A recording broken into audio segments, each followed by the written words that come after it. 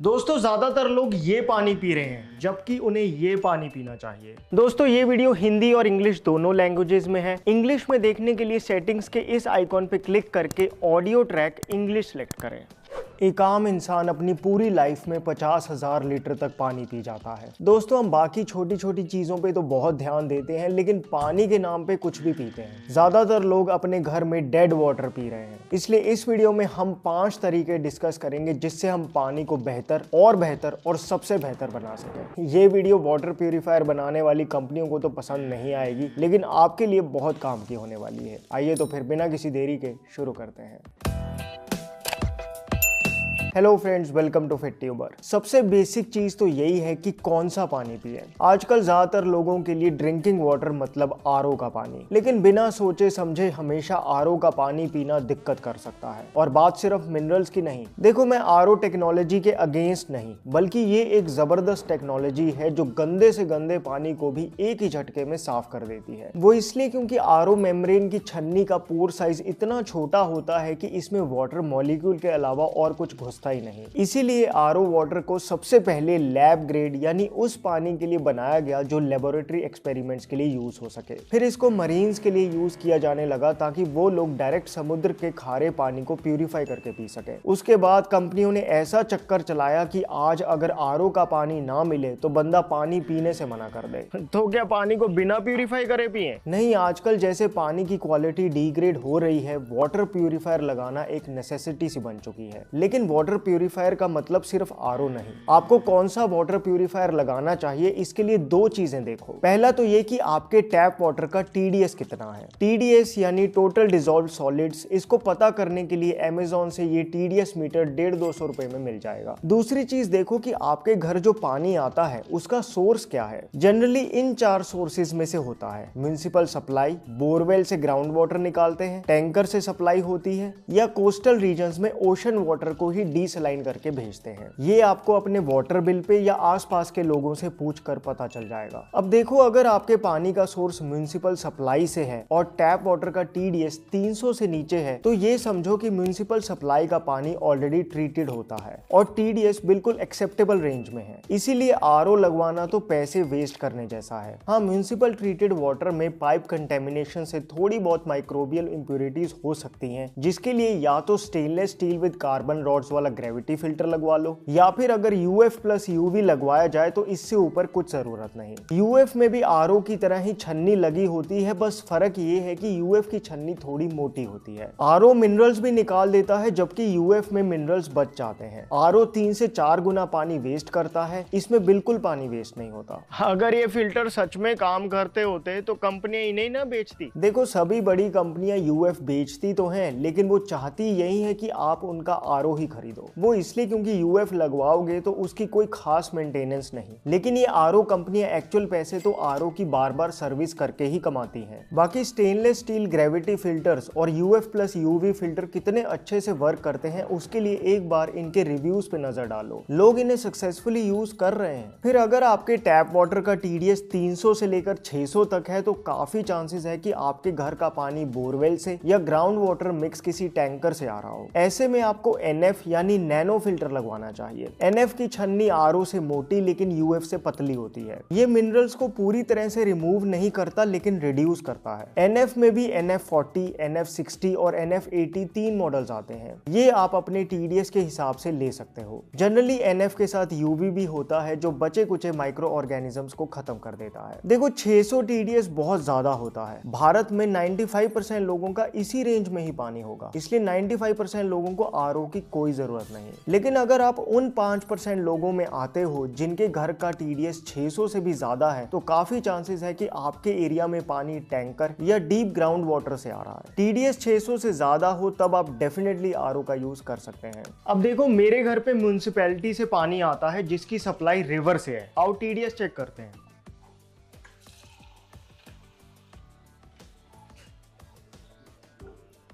तो देखो TDS 148 आ रहा है, इसका मतलब ये पानी ऑलरेडी बहुत सही है पीने के लिए। और इसका प्रूफ मैं खुद भी हूं, क्योंकि पिछले 6 साल से मैंने RO का पानी नहीं पिया। मेरे घर RO है ही नहीं, और मैं कई ऐसे लोगों को जानता हूं जिन्होंने इस एरिया में RO नहीं लगवाया हुआ, क्योंकि ऐसे में भी 15,000 का RO लगवा लो, फिर ऊपर से मेंटेनेंस पे बार बार खर्चा करते रहो, और पानी भी ऐसा हो जो डीमिनरलाइज्ड हो, हेल्थ को नुकसान ही करे। मुझे तो इसका पॉइंट नहीं लगता। एक बार ये RO के पानी का TDS देखते हैं,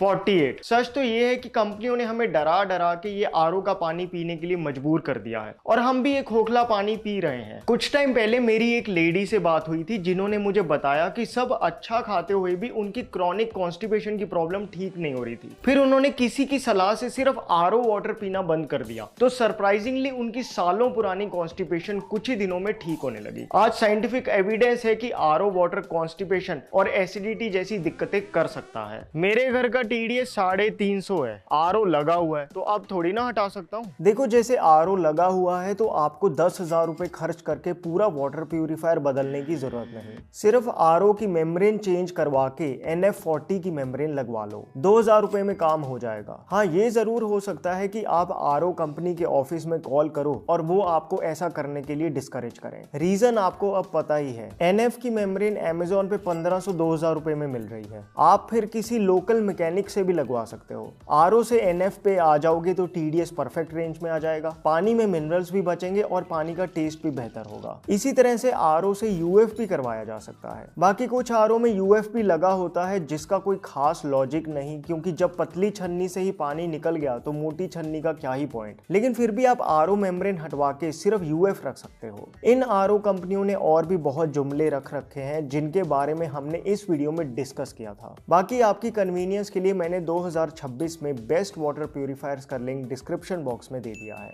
मेरे घर वाले नहीं मान रहे RO चेंज करवाने के लिए, अब क्या करूं? देखो, ऐसे में आप एक काम करो कि RO वाटर को ही मिट्टी के बर्तन में स्टोर करके पियो। मिट्टी की प्रॉपर्टी है कि उसमें मौजूद मिनरल्स को ये पानी में डिसोसिएट करती है। बल्कि पानी को नेक्स्ट लेवल पे लेके जाना चाहते हो तो पानी किस कंटेनर में स्टोर्ड है इस पे बहुत ध्यान दो, क्योंकि पानी जिस बर्तन में स्टोर करके पियोगे ये उसी की ही प्रॉपर्टीज लेने लगता है। इसलिए हमेशा कोशिश करें कि पानी को मिट्टी, तांबा, पीतल, ग्लास या स्टेनलेस स्टील के बर्तन में ही रखें, प्लास्टिक में नहीं। सो दोस्तों, आओ इन सारी पॉपुलर वाटर बॉटल्स का एक बार TDS चेक करते हैं। बिस्लेरी का आ रहा है 49, एक्वाफिना आ रहा है 87, किनली का आ रहा है 86, हिमालय का आ रहा है 233, वेदिका का आ रहा है 177, आवा का आ रहा है 330, और ये जो विराट कोहली पीते हैं EVN, इसका आ रहा है 275। तो देखो, ये जो पहली 3 वाटर बॉटल्स हैं जिनको हम लोग मिनरल वाटर समझ के पीते हैं, ये मिनरल वाटर नहीं, ये एक्चुअल में पैकेज ड्रिंकिंग वाटर है। मिनरल वाटर ये है, लेकिन ये महंगा भी है। बाकी ये ब्लैक वाटर पानी नहीं, ये आर्टिफिशियली फ्लेवर्ड ड्रिंक है। ओशन फ्रूट ड्रिंक तो बिल्कुल बेकार है। पैसे खर्चने ही है तो नारियल पानी पियो। नेचुरली प्योर होते हुए भी मिनरल्स और इलेक्ट्रोलाइट्स इतने हाई होते हैं कि उसका TDS 1000 से ऊपर आता है। इसके एल्कलाइजिंग इफेक्ट कि ये आर्टिफिशियल ड्रिंक्स क्या ही मुकाबला करेंगी। यार, ये एल्कलाइन वाटर बहुत चलता है, घर पे बना सकते हैं या ये मशीन ही खरीदने पड़ेगी? देखो, पहले समझो कि ये एल्कलाइन वाटर का कॉन्सेप्ट आया कहां से। नेचुरल ग्लेशियर्स का पानी, जैसे अपने गंगोत्री, यमुनोत्री का पानी, या जो नेचुरल स्प्रिंग्स होते हैं, उनके पानी का pH 7 से ज्यादा 8-9 तक भी होता है, मींस एल्कलाइन होता है। अब अगर आप पहाड़ों का ऐसा फ्री फ्लोइंग नेचुरल पानी पी के देखो तो पीते ही पता चलता है कि ये पानी कुछ अलग है। कुछ मॉडर्न स्टडीज में भी इसके पॉजिटिव इफेक्ट्स देखे गए, लेकिन आजकल तो इसका मिसयूज ही हो रहा है। एक छोटा सा एक्सपेरिमेंट करके देखते हैं। ये है नॉर्मल RO का पानी। RO के पानी को मिट्टी के बर्तन में रख दिया, ये वो पानी है। और तीसरे ग्लास में है खीरे तुलसी वाला पानी, और ये है मेरे पास pH टेस्टर। 2 ड्रॉप इसमें डाले तो देखो पानी कैसे येलोइश, मतलब थोड़ा एसिडिक हो रहा है। यही 2 ड्रॉप मैंने इसमें डाले तो पानी कैसे ब्लूइश सा हो रहा है, जो कि थोड़ा एल्कलाइन शो कर रहा है। और यही मैंने इसमें डाला तो ये भी एल्कलाइन शो कर रहा है। आजकल ऐसे एक्सपेरिमेंट्स देखकर लोग लाखों रुपए की एल्कलाइन वाटर मशीन्स खरीद लेते हैं, पर सच्चाई कुछ और ही है। पीएच से एल्कलाइन होना और बॉडी में एल्कलाइजिंग इफेक्ट होना, ये दो अलग चीजें हैं। देखो, एल्कलाइन वाटर वो है जो सिर्फ पानी में दिखता है, लेकिन पेट में तो स्ट्रॉन्ग एसिड उसे तुरंत ही न्यूट्रलाइज कर देता है। इसलिए असली खेल है एल्कलाइजिंग इफेक्ट का, मतलब डाइजेस्ट होने के बाद बॉडी पर कैसा असर छोड़ता है। अब जैसे ये कोकोनट वाटर है और ये नींबू पानी, टेस्ट करते हैं।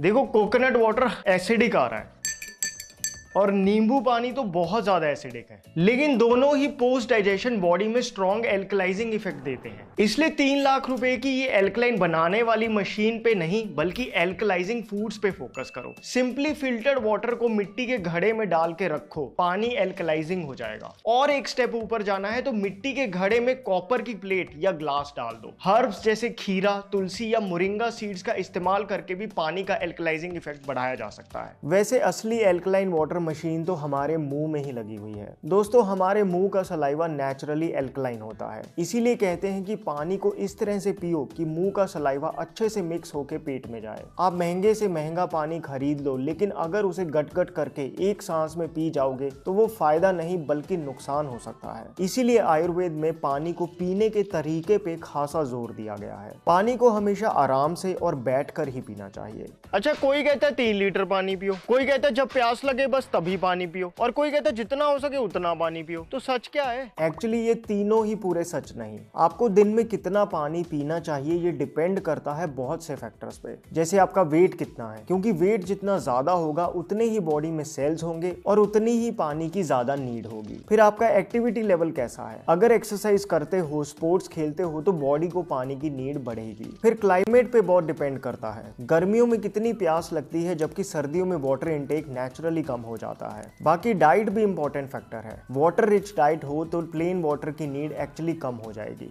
अच्छा, तो फिर पता कैसे चले दिन में कितना पानी पीना है? सिंपल है, किसी से ना पूछो, हमारी बॉडी खुद बताती है। सबसे साइंटिफिक और प्रैक्टिकल तरीका है अपने यूरिन कलर को ऑब्जर्व करना। अगर यूरिन डार्क येलो है तो इसका मतलब बहुत कम पानी पी रहे हो। अगर थोड़ा येलो है तो स्लाइटली डिहाइड्रेटेड हो, और अगर बिल्कुल लाइट येलो या पेल कलर का यूरिन है तो मतलब आपकी बॉडी वेल हाइड्रेटेड है। बॉडी और भी साइंस देती है, जैसे हेडेक होना, एनर्जी लो होना, लिप्स का ड्राई होना या काम करते हुए फोकस ना बनना, समझ लो पानी पीने की जरूरत है। बाकी यूरिन फ्रीक्वेंसी से भी क्लैरिटी मिलती है। दिन में 6 से 8 बार यूरिन आना एडिक्वेट हाइड्रेशन का साइन है, वहीं 4 से कम बार आना डिहाइड्रेशन का साइन है। और दोस्तों, लगभग 50% लोग जरूरत से कम पानी पीते हैं। मोटा मोटा ये कह सकते हैं कि दिन में 2 से 3 लीटर तक पानी पीना सही रहता है। अब ये सवाल उठता है कि दिन में ये 2-3 लीटर पानी कब पिए? तो देखो, आयुर्वेद तो ऐसा कहता है कि दिन में बार बार थोड़ा थोड़ा पानी पीते रहना चाहिए, लेकिन फिर भी जैसे हमारा खाने का टाइम फिक्स होता है कि ब्रेकफास्ट, लंच, डिनर करना है, उसी तरह से पानी पीने के भी 2 टाइम फिक्स कर लो। पहला तो सुबह उठते ही। आपने नोटिस भी किया होगा, सुबह उठते ही यूरिन का कलर डार्क येलो होता है, इसलिए जैसे ही नींद खुले बिना ब्रश कुल्ला करे बेड पे बैठे बैठे ही पानी पियो। दोस्तों, सुबह का सलाइवा हाईली एल्कलाइन होता है। ये सलाइवा जब पानी के साथ पेट में जाता है तो acidity, piles, gallstones, colitis, constipation, ये सब प्रॉब्लम्स होती नहीं, और अगर हैं तो ठीक होने लगती हैं। सुबह का टाइम तो ऐसा है जब बिना प्यास के भी खूब पानी पीना चाहिए। अपनी कैपेसिटी के हिसाब से 2, 3, 4 ग्लास तक पानी पी सकते हो। दूसरा, पानी पीने का सबसे अच्छा टाइम है खाना खाने के 1-1.5 घंटे बाद। आपने नोटिस भी किया होगा कि ब्रेकफास्ट, लंच करने के लगभग 1.5 घंटे बाद ऐसा लगता है जैसे दोबारा भूख लग गई, लेकिन एक्चुअली इस टाइम पे भूख नहीं होती, सिर्फ बॉडी डिहाइड्रेटेड होती है। इसलिए ब्रेकफास्ट, लंच के 1-1.5 घंटे बाद याद से 2 ग्लास पानी पियो। इससे आप फालतू की मंचिंग से बचोगे और पानी की कमी भी नहीं होगी। हाँ, रात को डिनर के बाद ज्यादा पानी ना पिए वरना नींद डिस्टर्ब होगी।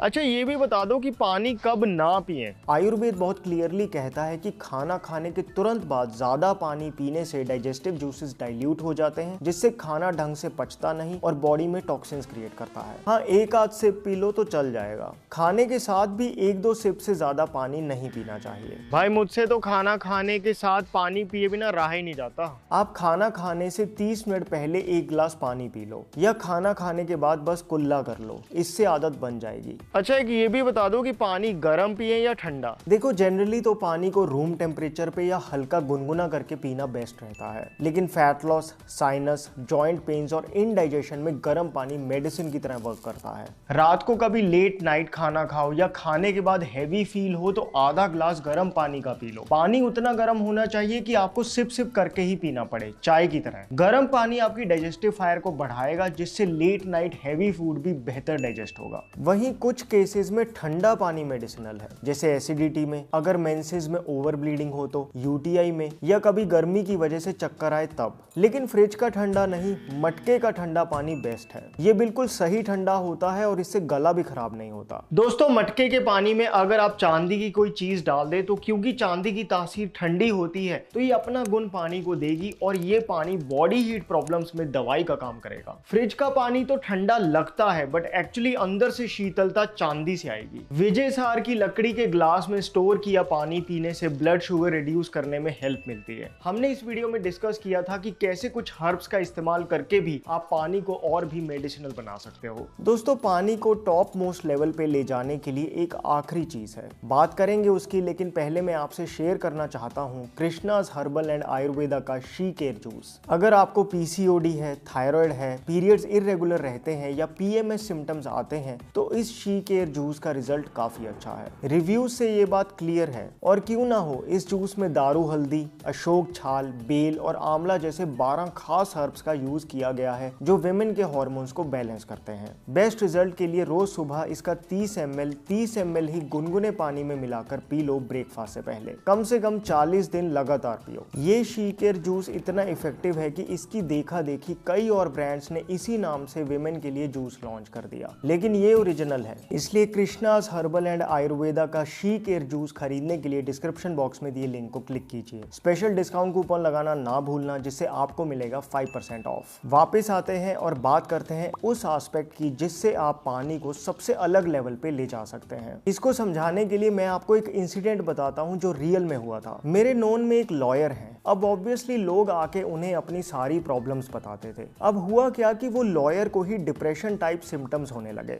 उन्होंने अपनी इस प्रॉब्लम को एक बड़े उच्च कोटि के वैद्य को दिखाया। उन वैद्य ने उन्हें बस इतना ही कहा कि जब आप कंसल्टेशन करते हो तो जो पानी आप टेबल पे रखते हो उसे मत पिया करो, क्योंकि वो पानी नेगेटिव एनर्जी से भर जाता है। तो उन्होंने यही किया और शायद आपको बिलीव भी ना हो, लेकिन उनका खुद का एक्सपीरियंस है कि इसी की वजह से वो बिल्कुल सही हो गए। इसलिए दोस्तों, आप पानी को किस मूड, किस इंटेंशन से पीते हो वो आपकी बॉडी में वैसे ही असर करता है। मॉडर्न साइंस का भले ही इस बात पे क्लियर स्टांस ना हो, लेकिन आयुर्वेद तो खाना भी कौन बना रहा है, किस इंटेंशन से पका रहा है, आप उसे किस मूड से खाते हो, इस बात पे बहुत जोर देता है। ये तो फिर भी पानी है। इसलिए दोस्तों, पानी परम औषधि से कम नहीं, बशर्ते आप सही पानी पिएं और उसे भी कब, कितना और कैसे पीना है इस पे ध्यान दें। कृष्णाज हर्बल एंड आयुर्वेदा का शी केयर जूस चेकआउट करना ना भूलना। My name is Vivek. I thank you so much for watching.